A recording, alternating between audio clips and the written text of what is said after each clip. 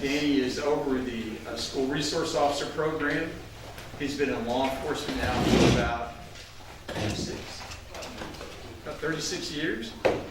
During that time, he's been involved in a vast amount of assignments, from patrol, community-oriented policing coordinator, patrol supervisor, SWAT team leader, detective, training officer, motorcycle officer, and school resource officer.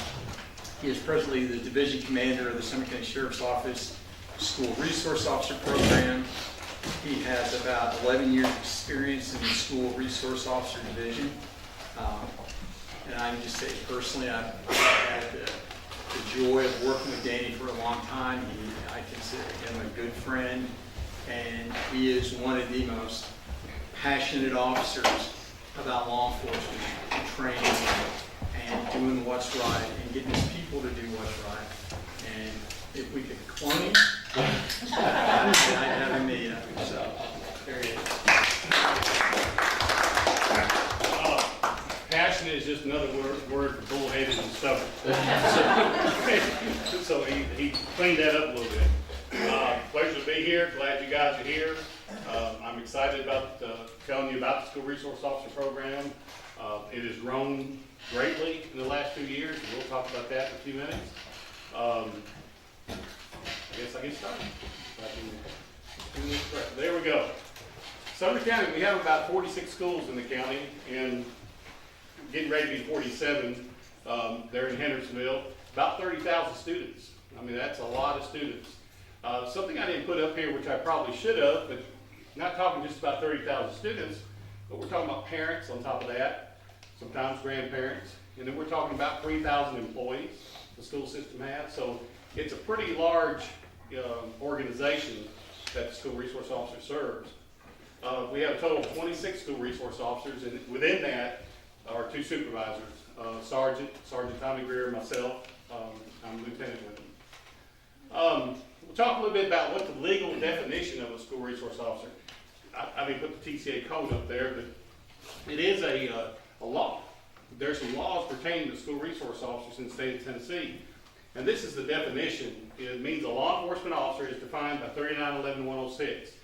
And what 3911-106 says, it's a police officer certified for the state of Tennessee. We have to have the basic training and so forth to be a police officer. Compliance with all laws, rules, and regulations of the Peace Officer Standards and Training Commission, which is POST, and who has been assigned to a school in accordance with a memorandum of understanding between the chief of the appropriate law enforcement agency and the school system. I don't know why that's printed up there like that.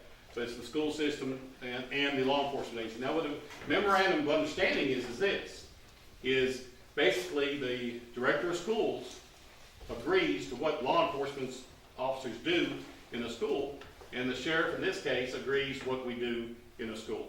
Because it's real important to know, it's really, really difficult sometimes to draw that gray line, which what is a law enforcement issue, okay, and what is a school issue. Is there anybody in here involved in schools at all? Okay, what do you do? Okay, well no, there ain't no just to bussing. Let me tell you, that's one of the most dangerous jobs in the school system. So, no, kudos to you. It's not a just, I promise you. But the thing is when it's a hard on an officer to be in the school sometimes and say a smart aleck kid talking to a teacher. Okay, really, it's not our job to get involved. What do you think we would get involved in intervene in a situation in a school? Assault, weapons, or just any crime. Okay, if it arises to the level of violating the law. Okay, now it's and what this memorandum of understanding says, it tells the principals that, hey, if there's a law broken in that school, it's ours. Okay, it belongs to the school resource officer. If it's a school policy violation, okay, then it's whose? It's the schools. So that's why the memorandum of understanding makes that very clear and draws a line for that, because it's important. One reason it's important is if a school principal comes in and gives your student, and the school principal and tells you to do something, and you don't do it, what happens? I'll probably hit the road. Yeah, or you get detention, something like that. Now, Police officer comes in there and tells you to do something, and you don't do it. Judge Brown, you're exactly right. You know, you're exactly right, that, you know, I can make a lawful arrest, because if I'm giving you a lawful order as a police officer. So it's real important that that officer don't intervene too early, okay? Because our goal is not to make arrests, okay? That's what our goal are, is not to make, the school resource officer program is being proactive. We don't want to be reactive. You know, we want to stop problems before they occur, okay? And I really do go on a tangent, so y'all forgive me for that. And by the way, anytime you want to ask a question or stop me, or please do. You know, don't hold your questions. Raise your hand, interrupt, because I would you. So, okay. Employment standards, training courses for school resource officers shall be designed specifically for school policing and should be administered by an entity or organization approval by the Post Peace Officer Standards and Training Commission.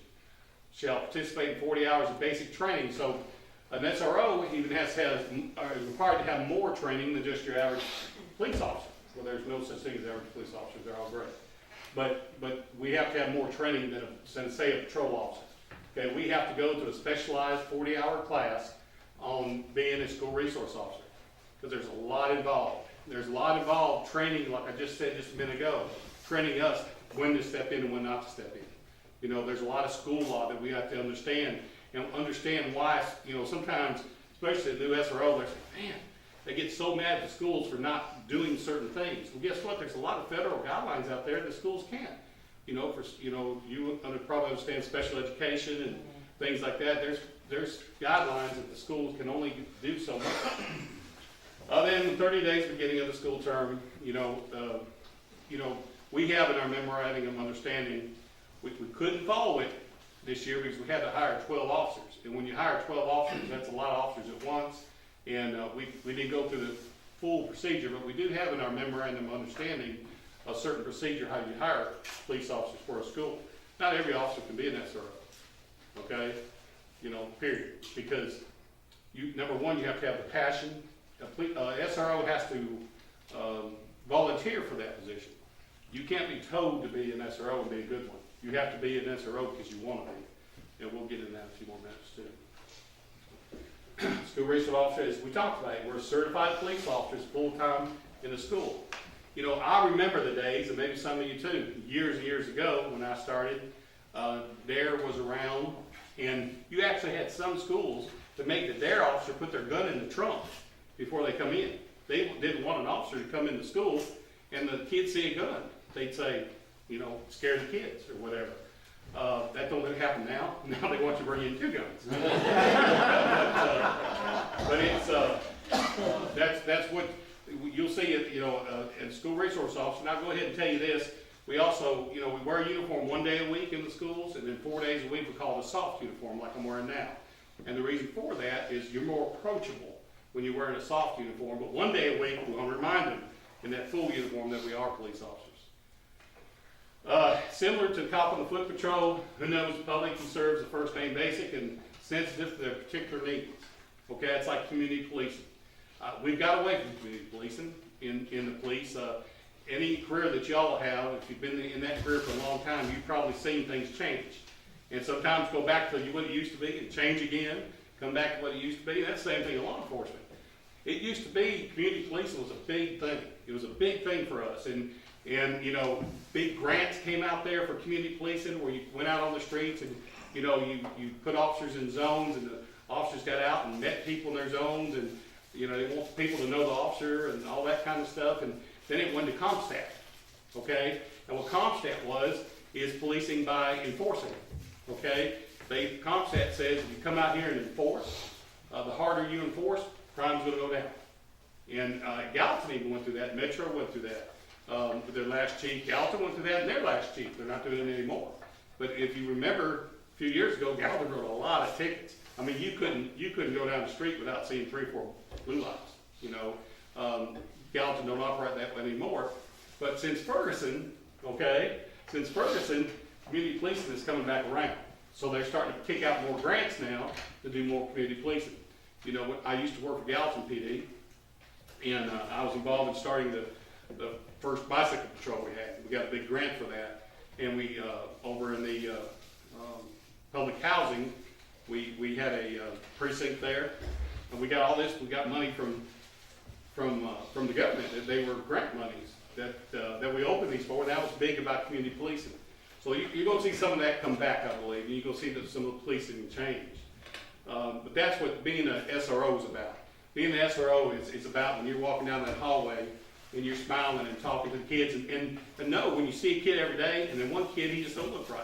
He just don't look, something's on his mind. Something's wrong with that kid. You know, you should know that kid well enough that you'll be able to talk to him, you know, and maybe find out what's going on. That's something you can help them with, you know, or sometimes even, I tell this story about when I was a SRO at Beach High School. I had this student that, before I got there, you know, just tore up his classroom. You know, he was a behavior student, special ed behavior student. You know, and they told me about that kid and about what he would do sometimes, how it would go off.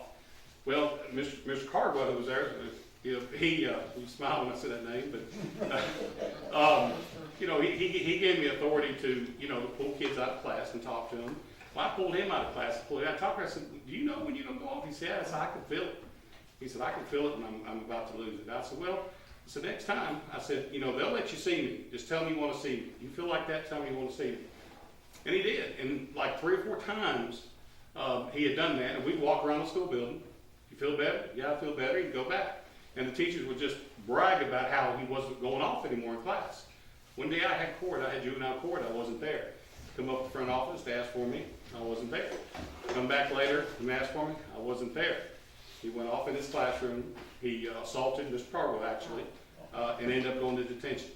Okay, so that, you know, the point I'm getting try to get to is, you know, we're just an extra adult in that building that we can try to help these kids, you know, and through some of that. You know, a teacher, would they had time just to walk them around the building and talk to them? No. So that's how, that's kind of relationship we want the SROs to have. Rapport building, I talked a little bit ahead of that. My staff daily rapport with their schools, SRO students will not only gain positive role models, but also better understanding of a police officer and their many duties and responsibilities. You know, one of the biggest things a high school SRO has to deal with a lot of times is they'll name one police officer in that local police agency. He's after me. He's wrote me 3 tickets. You know, they're just after me in town. And then, you know, that you have to explain, well, what did you do? Well, okay, so you spun your tires out, leaving Kmart. Well, you know, he's not after you. You called him to you, you know, and try to explain to him why police officers act the way they do and so forth. And I actually had situations where I had one time called an officer, and I said, man, this kid is really having problems with you. And the officer, man, said, every time I turn around, he's doing something. I said, come in and talk to him. So we had a little conference with that officer, and we talked to him, and it was great. That kid understood that officer was doing his job, okay? Plus that officer understood that the kid was having a problem with him too. I mean, by having a problem, the officer wasn't wrong, but, you know, officers are human beings. But we don't want no one thinking bad about us, you know? And, you know, if this gentleman right here had something against Danny Hurst, which there's stuff out there to do, you know, I'd rather him call and talk to me, and we'll sit down and talk it out and get it, you know, get over with, and let him, you know, work it out. So, you know, an SRO plays a lot of roles, and that's one of them they can do too, is a liaison between issues maybe with local police departments. By carefully assessing the needs of individual students, SROs be aware of the development of unhealthy and destructive behavior patterns. That's patterns. That's just like I talked about that student in the behavior class. You know, I was able to prevent that from happening. And I tell young SROs this, when you first go into school that school year, and you see students you know you're going to have a problem with, you know, the dude walking down the hallway just gives you a look, you know, they'll do that. You know, police officers, they'll give you a look. Usually it's with their peers they're going to do that because they want to look good. Well, I tell the officers, go ahead and don't wait till there's a problem that you have to step in. Before that, go ahead and call that kid out of class in the middle of a class, you know, and, you know, you'd have a front worker do it so you don't walk in and get them in class. Of course, the worker in the front office come get them and ask them to report to your office. And go ahead and start that rapport before something goes bad. You know, it's worked 2 ways for me. I had one student, man, give me an evil eye every day. Called him in, sat him down, just got speaking with him, and when he left, he said, I still don't like you. I said, it's okay. You don't have to like me.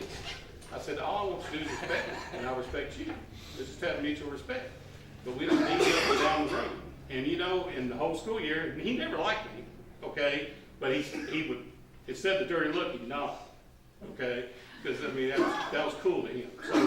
So that's what we try to do. We you know, there's a movement out there. It's a very, very, and I don't talk politics, but it's a liberal movement, okay? No matter if you're liberal or conservative, it doesn't matter, but this is a liberal movement. And they call it the pipeline to prison, is what they call it. And they're talking about SROs being in schools. They said SROs should not be in schools because what happens, they're saying that instead of a juvenile getting in trouble in school and being school disciplined, they're turning it over to the SRO, and the SRO taking them to detention and giving them a juvenile record. So they think that the SRO should not be in school. Well, the National Association of School Resource Officers published a whole booklet on that and just kind of slam dunked them. Because actually what happens, what shows, is when you have an SRO in school, you have less juvenile proceedings. And because of why? Because of the things I've just said. Because we are proactive and not reactive. We're not in there to arrest people. You know, I have SROs come to me in confidence a lot. And when I say in confidence, you know how you get a group of, especially the officers together, and I'm sure in your, whatever field you're in, you got your peers there, everybody cool, and see who's been the coolest, you know, and that kind of thing. But then when you talk to everybody individually, you get the real story, right? And I'll have these officers come to me and talk about different students, you know, that they felt like they saved from going to juvenile detention. We have one officer that right now he's on the drug task force. He became a police officer because of his SRO at school. He got close with his SRO, looked up to his SRO, and he became a police officer because of that. So that's the kind of stories we want. We're not there to make arrests. We will, okay? And we have to, we will. But you know, we're out there to turn kids, okay? To keep them from going down that path. Tell one more war story. That's one thing I like about this. I get to get up here and tell war stories, you know. But yes, sir. Will they go to R.T. Fisher or Juvie? I'm sorry, I didn't hear you. Will they go to R.T. Fisher or Juvie? Okay, that's a good question. R.T. Fisher is an alternative school, and if you violate school discipline so many times and build a record, or if you do something serious, and well, like drugs, you can do both. And you know, that's a real good question. Really good question, because I can explain this. Some people don't understand there's two sides to discipline. Okay, you got school discipline, and then you got the law enforcement part. So if you're a child that brings the drugs to school, you're going to have school discipline, and they'll probably send you to R.T. Fisher, and that's the alternative school. It's a 55-day program, and you keep you have to walk in the halls with your hands behind your back. You have to wear a uniform. Okay, very strict. You can't talk in the hallways. It's a very, very strict program. And if you do it good for 55 days, I believe you get to go back into your regular school. Now that's going to happen on the school side. Okay, but if you're caught with something that's also a violation of law, like if you're caught with some drugs, you're also going to be charged on the law enforcement side. Okay, you'll be taken to juvenile court. And what juvenile court is, let me tell you, juvenile court is not necessarily a bad thing if you got a child that is wavering. Okay, because sometimes Judge Brown can send you to certain programs. Okay, whether it be anger management or drug rehabilitation or something like that to help you. And that's what the juvenile court is designed for, is to help children, not to give them a life of a record, because number one, they're not going to have a record when they become an adult. So that was a good question.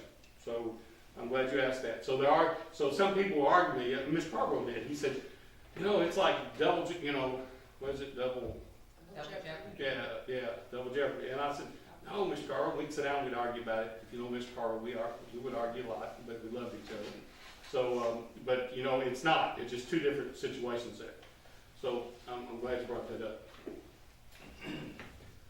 What was I going to say? I was going to tell you a story, wasn't I? Mm-hmm. Once upon a time. Okay, I'm sure it'll come to me later. Through early intervention, it's possible to redirect negative behaviors before they cause a student to be referred to the criminal justice system. Here again, our goal as school resource officers are not to stand in the corner and give the evil eye. And we'll get to that just a minute, how we do that. How do we build a rapport with these kids? You know, it's, a new SRO will say it's hard until his second year, and when the second year he walks into that school, it just magically, people start talking to him. But we'll talk about how we gain that rapport in just a few minutes. The School Resource Officer Program, it was adopted like in 1950 at Flint, Michigan. Okay, who come up with this? You know, I'm not smart enough to reinvent the wheel, but I can darn sure copy it, and that's what I do. But that's what a lot of us do in our fields too. If we see someone have success, we're going to follow it. And in Flint, Michigan, they started the triad. And what that is, you're a law enforcer, you're a law enforcement officer in that school, and you're an instructor, and you're an advisor. Okay? You used to say counselor until the certified counselors got mad about that. They said, oh, they're not counselors, and okay, we're advisors. But tell me, when an officer goes to a domestic and a man and woman are fighting, are you not a counselor? When you get to that call, yeah, pretty much. But anyway, those are the three things that the SRO program is okay. Let's talk about the law enforcement. Working with school administrators, we investigate criminal violations which involve students as victims or suspects. Okay, what kind of issues would you think would it come up in the school like that? What kind of things do you think that a principal would call the SRO in and talk about it, maybe investigate a little bit? Yeah. Child drinking in the bathroom. Child drinking in the bathroom, absolutely. And we have some really good cameras now, so they're not in the bathrooms, but they can tell who's coming in and out. But you're exactly right. Alcohol involved on campus. Yeah, what else? Drugs, absolutely. Okay, and we'll talk about guns in a minute. You know, there's something, you know, in the paper right now about, you know, I believe Gene Brown, and I don't mind talking about that. Is everyone from Hendersonville here? Okay. No G Brown. I'm sorry? I said, I know G Brown. I do some work there. Oh, is that right? Okay, good. But gang recruitment. Gang recruitment, and that's something that we really work with too, with local police, and I haven't brought that up yet, but we work real close with like the local police departments. We have a really, really good relationship with them, and you know, they need information sometimes about students, and they'll tell us about things that happen off campus, because you know, we've had kids that are involved in some serious situations off campus, and that SRO needs to know about it when they come to school. Okay, that's real important. And then sometimes the SRO picks up things, intelligence things that they need to tell the local department about, you know, that's happening outside of school that they picked up. So it's really important that we keep that good rapport going together. I'll tell you some things that are, you know, things that are just really, now it's stuff like sexting, okay? That is really big right now. You know, and we investigate that because it's felony. If you distribute child pornography, even if, you know, that's felony. And so, I don't know what's in some people's kids, you know, we do classes on that. We've got a whole class on sexting where we explain to these kids, try to explain to these kids that you're not going to be with that partner forever, maybe. You're just a kid. And what is he or she going to do with those pictures? And you know, and we've got this scenario where one friend tells one more friend who has 5 friends, who has 10 friends. Before long, you're telling thousands of people are seeing your picture on the internet. And so, How do you get that to the parents? Because the parents are giving these kids something, and they're well, clueless. something we're doing starting this year. We're doing community meetings, okay? And most of them are, and I appreciate if you guys, and I wish, you know, if I thought about it, I'd have brought dates with y'all to pass. You know, you guys are at the Ciziten Academy. You know, you're our partners, okay? You're team members for us, and you know, we have their emails and things, sir. Okay, and what we'll do, and I'll try to remember, is send out the dates of these community meetings. And if you could really be a soldier for us out there to have them come to these community meetings, we're going to be talking about things like that. And in each community, whether it be Portland, Hendersonville, Bethpage, you know, we're going to have the SROs are going to, it's not really going to be an SRO community meeting, it's going to be a sheriff's office community meeting, but the SROs are the ones that are kind of spearheading it. Okay, so we'll get that information for y'all, but that's what we're going to try to do at these community meetings, is to put that out there, okay? We try to get the SROs, you know, to go to PTOs, parent-teachers organization meetings, and they do, you know. Every school is so different, and if you're a bus driver, you can understand that too. And, you know, some schools, the SROs are really, really busy on where that atmosphere of that school takes it. Some schools are all about sports, okay? You know, and some schools are, you know, all about different types of things, whether it be, you know, FFA or anything like that, and we do get involved in that. Every SRO is required to be involved with one sport and one club, okay? By involved, we'll have to be the coach, but you know what? Go out and practice and talk. And I told you, when we get to rapport, I'll talk to that a little bit, but how do we create rapport with these kids? And that's part of how we do it. We, you know, if I'll never forget, at Beach, they called me coach. Okay, they didn't call me, I was a sergeant at the time, they didn't call me Sergeant Hurst, they called me coach. You know, everybody called, you know, in my career, you know, I was called, you know, officer, deputy, or sergeant, but that was really cool being called coach. And you know, if you know, kids think a lot of their coaches. When they call somebody a coach, they think a lot of those coaches. So I helped with the football team. I mean, I didn't help them win any games or anything like that, but I was at some of their practices, and every once in a while I tell them to go, you know, but they call me coach, you know, and that was a really good rapport building. And well, here's a war story. I get to tell one. That brings up one. I had a kid come from Columbia, gangbanger, come to Beach High School. I was happy to be behind him, and he smacked a girl on the butt. I said, hey, you know, crowds, the hallways were real crowded, you know, and I was right there, you know, I was nowhere around. I don't think she cared, but I cared.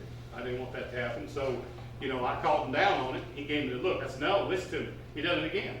Well, the second time he did it, that wasn't going to work, because I told him to stop the first time. So I grabbed his arm, took him to the side. Well, he swung at me. Okay, and I was really lucky. I blocked it. Okay, it wasn't out of skill, it was just out of luck. I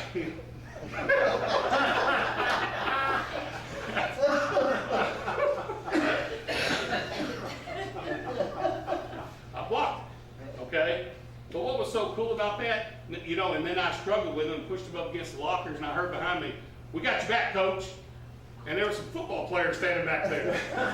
And I mean, they, you know, I thought that was so cool. So is that rapport building or what? They had my back, you know. So you know, doing things like helping coach, and sometimes a new officer, it's hard to convince them of that. I'm a police officer, you know. And then, you know, this is when they're new, okay? But after they get there a while, they realize, yeah, I'm a police officer. And you know what? These kids in here, and teachers, and custodial staff, and everyone else in there, that officer turns in like a little police chief of that school. You know, think about it. 30,000 people. Say a high school have 1,200 to 1,500 students. Add 2 parents, hopefully, average to those students. Then add grandparents, and add probably about 300 teachers or employees. So how many people's lives does that officer affect while he's there? Yeah, it's like a little Mayberry. That's right. Don't tell him that. Where's the morale of officers? Call him Officer Barney. Yeah, I understand. But anyway, so we'll get to move on because I talk too much. The students' knowledge that the investigation of criminal incidents will be conducted in itself is a deterrent to delinquent behavior, a primary goal of the program. And like I said, deterrence, proactive, that's the primary goal of the program. And that is true. You know, there's been some discussion before we're passing budget hearings. Why does an SRO need a police car? Well, do you think that police car parked up there at that parking lot is a deterrent? Absolutely, okay? And along, like I said, when that officer knows that principal, and what makes that particular, you know, every school is different. Every school, the atmosphere is different, everything is different. Well, to make the SRO program a success in that school is the relationship between that principal and SRO. They got to be a team. They got to both know that where their boundaries are, okay? And they've got to work together. If the officer's working something and he sees some violations occur of school policy, you know, he talks to the principal about it, and vice versa. The principal sees things that are a law enforcement issue, you know, he openly talks to the officer about it. And so, you know, we're really, really lucky here in Sumner County. We've got that in every school we have an officer. You know, it always wasn't easy. Sometimes it's pretty rough. Because think about it. Think of an officer. Think of a principal who's been a principal for 20 years and a police officer comes in his school. He looks at, and vice versa. Think of a police officer who's been a cop for 10, 15 years and walk into school. Both of them's got egos bigger in this room, okay? But it don't take long, I'm telling you, it really don't take long with a little push on both sides, from the school side and from the sheriff's office side, before they understand that, hey, we're partners in this. If your job is easy, my job is going to be easy. So let's make both help each other. So it works out pretty good. Evaluate situation, make recommendations to school administrators, reference security issues in schools. We do school security audits where we, I think y'all know about, last year, about the $4 million for update school security. I was on that committee. There's a lot of things, Pat Connor, who was in the school safety position at that time, we went to every school, did a school safety audit, and it was pretty detailed. And we made a list of things that we wanted to achieve in the schools, and they've almost completed that list. And now the SROs do that every year in their own school. They'll do a school security audit, and they'll sit down with the principal, and of course, can't do. It's kind of funny. If you go to somebody who's really security conscious, okay, it's going to be pretty difficult for the students even to get in that. You can go that far, or you can go vice versa, where you can be a principal and be just academic conscious and not even worry about security, okay? So it's really good when the principal and the officer gets together, then you find a happy medium there that they both can live with. And we try to do that every year. But we also get local law enforcement involved in that also. We'll call the local police department and have them come in and on our committee meetings and talk about that in every school. We're also going to start having the parents in on that, because the parents should have some safety, say so and save their students also. So we're going to get they're involved. Hopefully next year we've got that plan. The officer to deter unwanted persons from frequenting campuses, especially high schools. High schools, you get a lot of times you get either dropout students or you get students from other schools. At Beach we had a bad, not bad, but we had a lot of problems at Hunter's Lane. Hunter Lane students would come to Beach, and we would catch them, but they come. Advisors, students are encouraged to seek personal attention of SROs. It very seldom I go to the school to visit that while I'm there, a student don't drop by the SRO office and say, "Can I talk to you just a minute?" And they want to talk to the SRO about something, whether it be family issues, family problems, whether it be career issues, whether they feel like they're being bullied. I mean, it's just an array of things that after these students feel comfortable with their SRO, they'll come and talk to them about it. Each officer especially trained to conduct informal individual group discussions. That's part of what I talked about at basic SRO school we go to. We talk about how to have group sessions and so forth. And we work really close with the counselors in the schools also. We have conferences with students, parents, faculty members regarding law-related problems and crime prevention techniques. We'll talk at teacher meetings. What am I looking for? Parent-teacher. Yeah, parent-teacher meetings, but we'll also talk at, when the teachers have a... In-service. In-service. Thank you so much. We'll talk about, safety issues, how, what to do if you do have a student in your room go off. Okay, what do you do? What do you do if you do have an officer come into the room and have to act? What do you do with the rest of the students? We do a lot of training like that. We talk about walking to your car at night after school activity. What's the best way to do that? It's a safe way to do that. So we have a lot of conferences. Something I want to talk about right now, though, that I skipped is when we talked about when this young gentleman here brought up R.T. Fisher and juvenile court.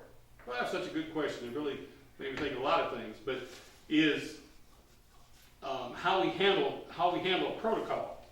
If I'm using this gentleman as a smart aleck, he was before he's gonna be again. Okay? So if this smart aleck again refuses something with his teacher, okay? The last scenario we were talking about, an SRO and a teacher. Now we're going to talk about the teacher talks to the student won't listen to the teacher, won't do what he says. What is that next step for that teacher? Does anybody know? I guess they would go to the office. Okay, you're not going to the office. You said, no, I'm not going to the office. It's really, this is where we talked about, remember that line we talked about? It's still a school issue right now, okay? Who's next in line? Principal or assistant principal. So the next duty is for that teacher Don't call the SRO, okay? That duty for the teacher is called the principal. And the principal will come in, and the principal will tell that student, okay, follow me to the office. Student follows in the office, it's gonna be a disciplinary. Okay, now the student tells the principal, I'm not going to the office, okay? Usually what happens when that radio call comes out from the main office, you need to report to Miss Smith's room, unruly juvenile or something of that nature. The SRO hears that on the radio too. So he's gonna go too, but he's gonna stand outside the door, just wait. just waiting to see what happens. So that, if that student don't listen to the principal, the SRO is not gonna interfere, number one, unless someone's in harm's way. Say the student gets up and gets in the principal's face or tries to act like he's going to. And if that happens, the SRO will step in and take over. Or if the principal said, come on now, principals will not put hands on students. Teachers will not put hands on students. They just, unless they're breaking up a fight or something like that. So at this point, he's going to say, Officer Hurst, would you come in here? And the principal, and as soon as the principal steps back and say, it's yours. Now, it's a law enforcement issue, okay? Because you have an unruly juvenile because he's not listening to the adult supervision. So with that SRO, first thing with that SRO, what's going to happen is they're going to tell the rest of the students to leave the room, okay? And if it goes that far, and then the SRO will say, you need to come to the office. 9 times out of 10, what happens? He goes to the office, okay? Majority of times goes to the office. And then what Mr. Cargill used to do, he used to come in, he used to whisper in the student's ear and say, you don't want Sergeant Hurst to come in here, do you? And the student would get up and leave, okay? So sometimes, that's how the SRO is used, but it's so hard. Let me tell you, it's so hard. I was kidding when I had my tongue out, but it's so hard for an SRO to stand there and see a kid acting like a punk and not step in. That is so hard for an SRO not to do. But until the principal says, I've done everything I could do, it's still the principal's responsibility. Yes, sir. How serious is the problem in the schools now in our area? Well, I'm going to say it's not that bad, and I'm going to tell you why. Because they don't put up with it. By Christmas, everything is calm. It takes up to Christmas to the kids that are not going to listen, and it's up to I'm almost sound like a bleeding heart, okay, but I'm really not. Maybe I am, but it's really not the kid's fault. 9 times it's the parents' fault for not making them listen, okay, but what happens? They're probably sent to R.T. Fisher by December. That's the big thing. The schools, but the ones that can't handle freedom. See, a lot of kids can't handle freedom. A lot of kids go to R.T. Fisher and love it. They love it. They don't want to leave because they like that structure. That structure is there. And some kids can't handle that freedom of just school environment. But I'm going to say, and that's why we're here to, proactive. We don't want it to be bad. Okay? And that's why, no one's asked to hear yet, and I'm sure if I didn't go ahead and offer this out, someone would have asked, it's a shame we really need police officers in school now. No, we don't. But we don't need to have them. Is that right? So that's why we're in schools, so we don't have to have police officers in schools. We're in schools to be proactive and don't let it get that bad. Okay? Did I answer your question? Yeah, then the second part of that question, schools that have a problem is the socioeconomical cause, meaning they're coming from different socioeconomical parts of the community, and you'll have one group or another that will push that limit. Because I know my wife teaches, and she said the biggest issue she has is some rich kids that think they get away with anything because my baby's not bound by anything. Well, let me tell you one of the biggest things I've learned in schools is each individual situation is individual. Okay, it's really hard to make a blanket statement about kids. Okay, and that's why you'll hear people say what's fair for one's fair for all. That may be true, but you know what? One kid may have been in that situation 5 times, another kid's 1 time. You've got to look at that individual kid and what reaction or what can you do for that one individual kid is going to be the best for him. Okay? bring up a war story, and I'll get to your question. Yes? Do you ever catch a lot of flack from parents when you discipline? You as an officer? You know, never say, "Oh, I can't." Yes, very seldom. Very Okay? seldom? Very seldom, and I'll tell you why. We believe in the SRO division to keep parents aware. That kind of brings up the Gene Brown situation.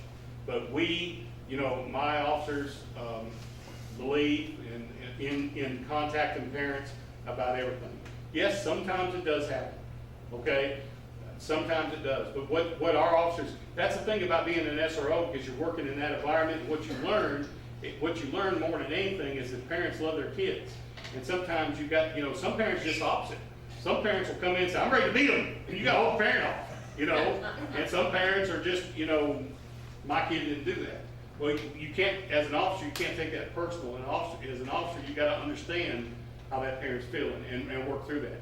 Every once in a while, but I'm telling you, it's seldom that you'll have a parent that just draw the line, say you're lying, didn't happen, you know, you're picking on my kid. Every once in a while that'll happen, but not, I'm not going to say it's a problem or it's not the majority of the time. It's a very minority of the time. It just don't happen that often. And I forgot the story I was going to tell you.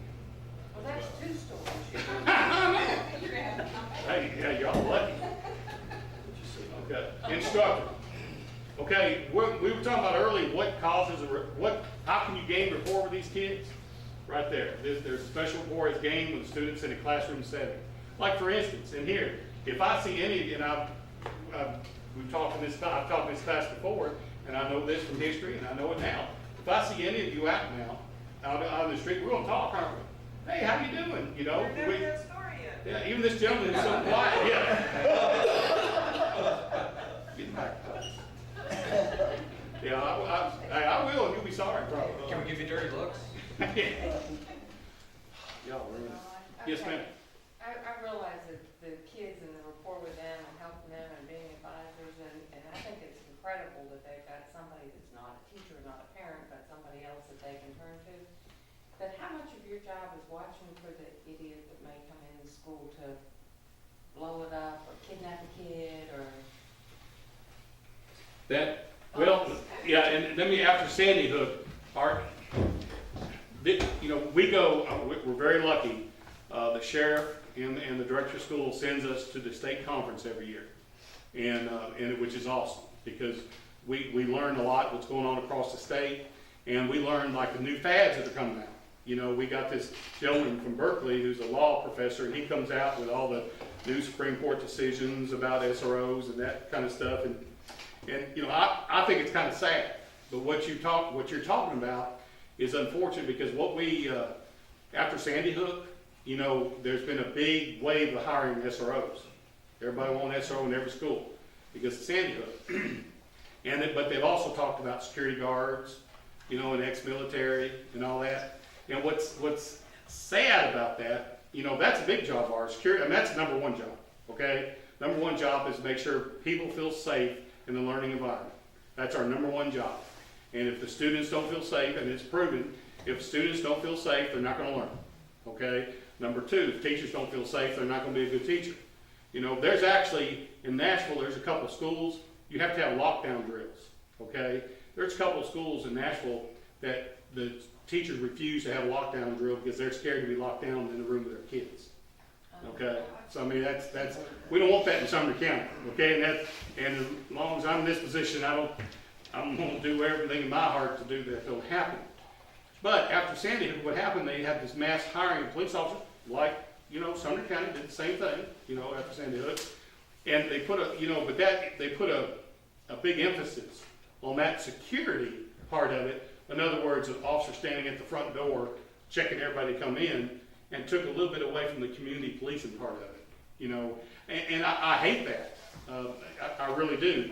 But that's our responsibility too. But as far as the community looking at police officers in schools, they used to look at us more as a community policing type officer, but now they're looking at us as security.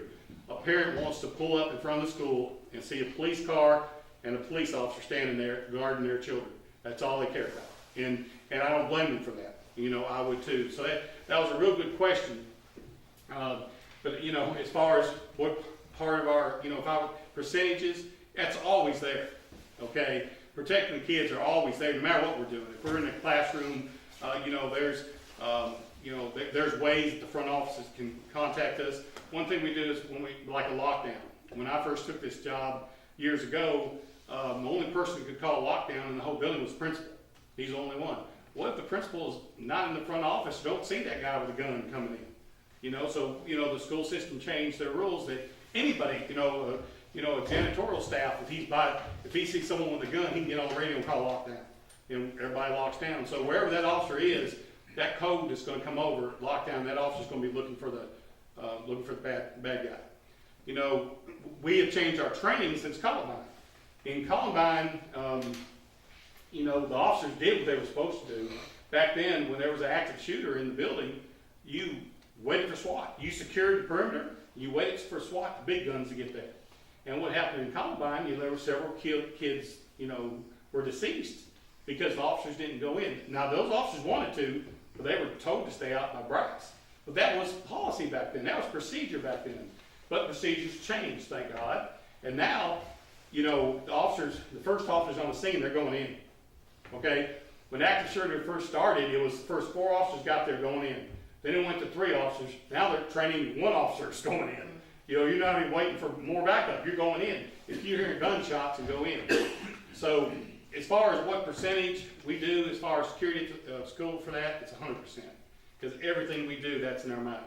Okay, so we're constantly conscious of the safety of the students. Yes, sir. So what's the protocol if you're in your soft uniform and you have an active shooter?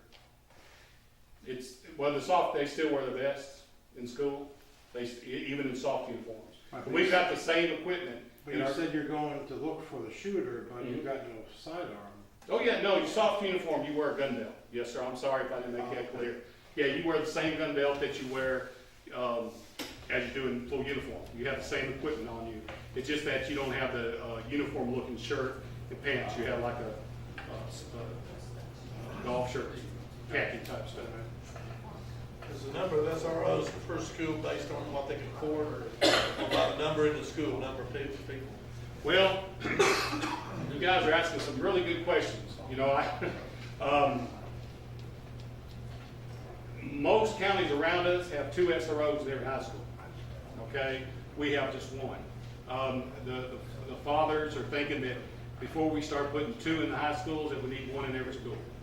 So as far as I know right now, the plan for school resource officers in Sumner County, the county commission has said that they're going to add 5 every year until every school has an SRO. Do we need 2 in some schools? Absolutely, absolutely, in high schools.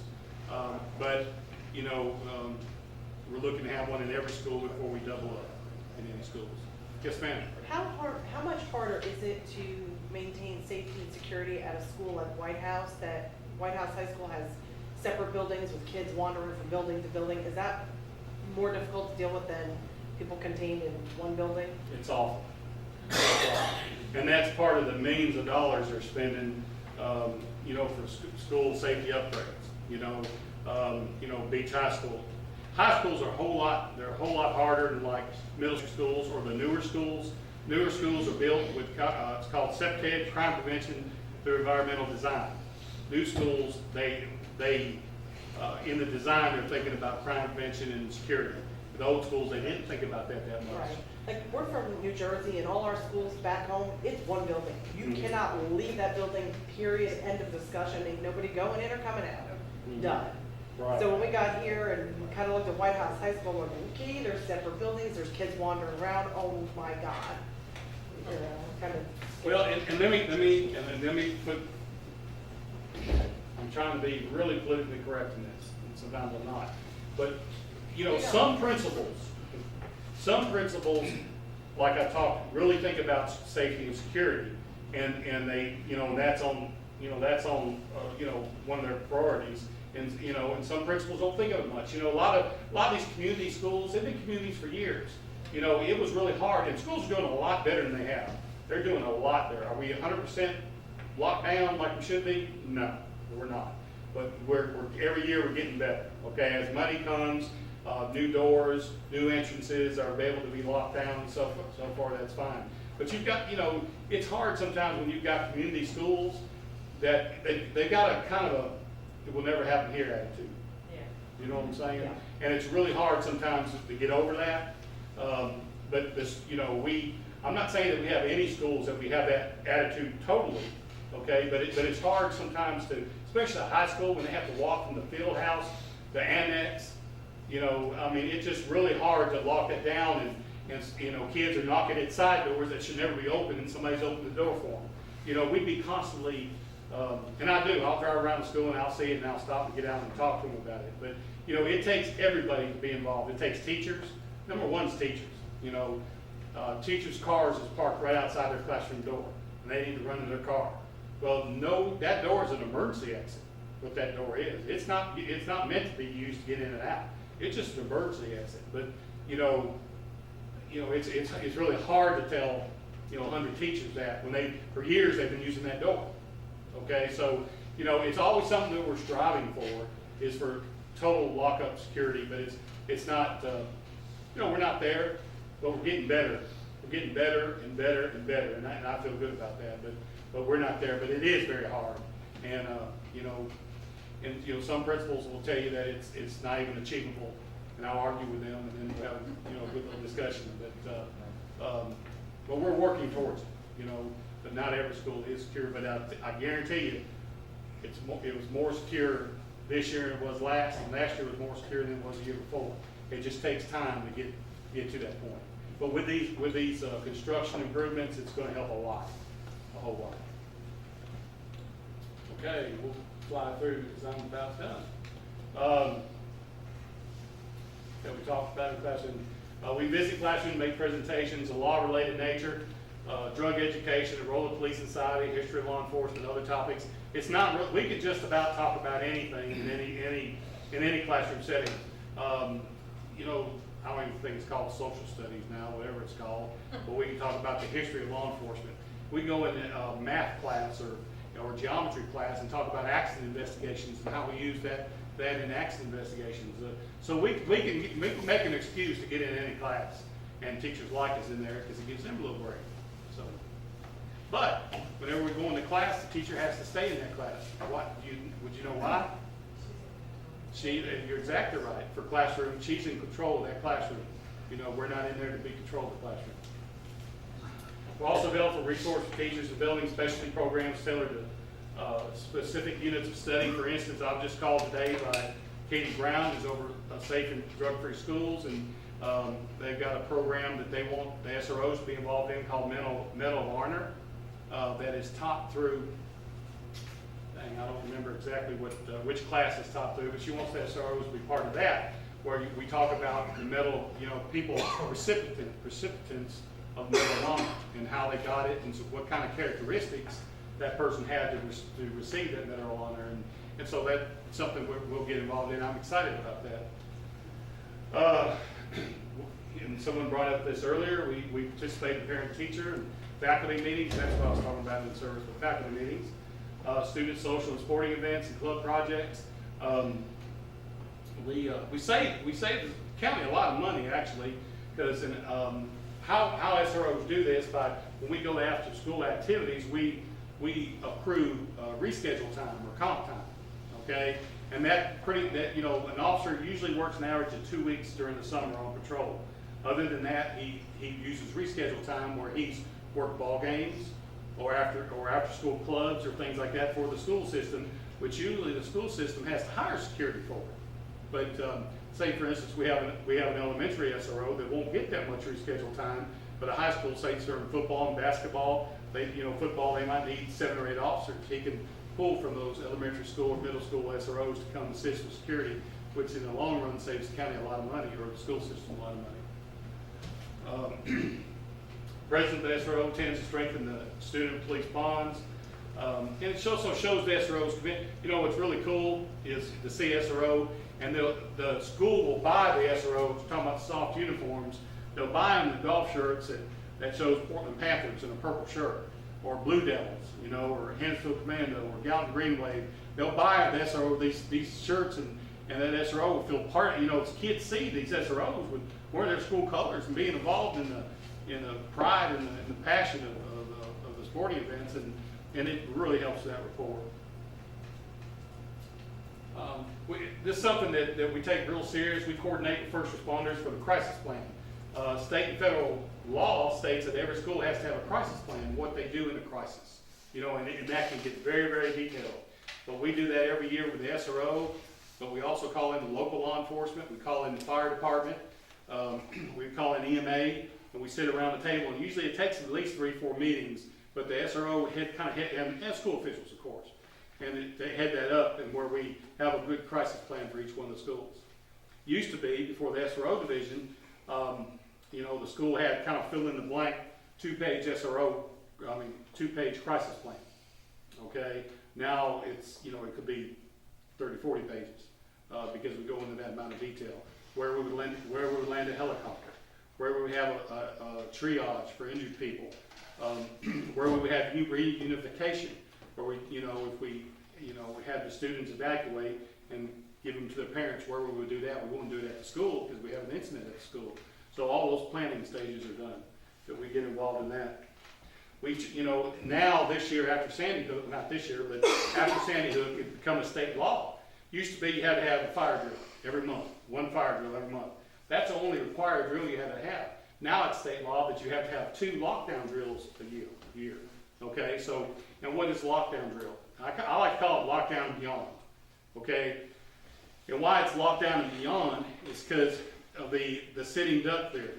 Okay, if all you train a child is, gunshots are in the hallway, you lock your door and you duck down, you stay there and you don't come out, and that's the end of it. That's all you train. Well, if somebody comes into that door and there's an exit, what do you want your child to do? You want them to leave. Is that correct? So we train, the first thing you do is hide. But then if you think that you need to escape, we train that you escape and where you go. We have, pre-designated places, or turn yourself into a police officer with your hands on your head. We go over all those kind of things training with the kids. So, it's not we don't do the sitting duck theory. That's it. You just go down, that's it, and just wait till somebody come around and we go beyond that. We don't train the Alice method. Yeah, it's getting real popular, but we don't train that. And what the Alice method is, where the students attack the attacker.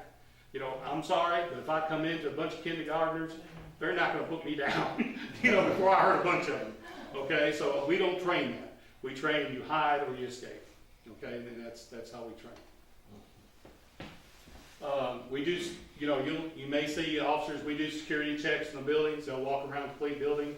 Right now, because we don't have an officer in every building, we, is that about 8:30? Is that correct, I think? 8:20. Oh, That's sorry. okay. No, you're fine. We got some officers that are assigned, like a middle school officer maybe assigned a couple of elementary schools. And they'll leave at least twice a week to do security check for those elementary schools. And we talked about the rapport that we have with the local law enforcement agencies, and also, we want, it's real important that local law enforcement agencies and our agency, that we have a partnership with the school system. The school system is part of our community. The school system is just an example of our community. So it's important that good relationship is there. And I'm very proud to say that Deputy Carl McCoy at Hampshire High School was the SRO of the year for the state of Tennessee in 2014. And I'm very, very proud of that. And next to him, you'll see a couple of other SROs, Officer Harden and Officer Ryan Martin, SROs. That is not alcohol he's holding up. Carl's probably built. Yeah, it's probably milk. You're exactly right. Okay, well, look at there. That's not too bad. Anything else I can answer any questions or anything? Yes, sir. When you're going to do a lockdown drill, do you give the parents notice prior to, you have to sign a permission slip, or? No, like I said, it is state law. And here again, some principals will announce, okay, Monday, we're having a lockdown drill at 11 o'clock. Some principal will not give any notice. We'll just have a lockdown drill. We do, but what we do, we did have a situation where one child, a lockdown drill come out, and the child was in the hallway, and misunderstood it for a real lockdown and got into a closet and called their parent. Oh. And you know, of course, scared the parent, scared the child, and that did cause a lot of problems. Here again, that's up to the principal, it's not to us. Some principals will announce it, some principals will not. So it's not actually a school policy, but it's kind of up to the principal there. But now what they will do, if they do have a lockdown, I know for a fact they will, you know, some principals before the fact, like you said, will put it out. They will at least give it out after they have one. You have some females in your division. Yes, we have two. Mm-hmm. Some of the perks for being an SRO would be your summer vacation, snow days. Does the chief make you come in and work? He's pretty mean. No, let's talk. We'll talk about. I know I'm gonna go to 8:30. 1 minute. You know, and a lot of the other officers talk about the perks being off in the summer. It's not really a perk because you earned it. Because you know what? While I'm sitting home watching The Voice, those officers out there working ball games, working basketball games, they've earned every hour that they're off in the summer. So, you know, I guess you could call that a perk, but they work for it, you know. So, you know, but you are off. But the only, I'd say, real perk versus patrol is you are off holidays, you know, and you're off the weekends. Majority of the time, unless there's a band competition or a basketball tournament, you know. So, you know, that's the biggest thing is you're off weekends, but you're not off nights a lot. I'm telling you, because they probably work an average of 50 hours a week. Sometimes more than that. Yes, sir. A lot of these high schools, they have them big knives in the pocket. Knives? Yeah, you allow that? Yes. Well, for an officer or students? No, absolutely not. No, they're not allowed to have knives. You, man. If they're in the school with one knife, I've seen that, and they have a big ball game too. is that right?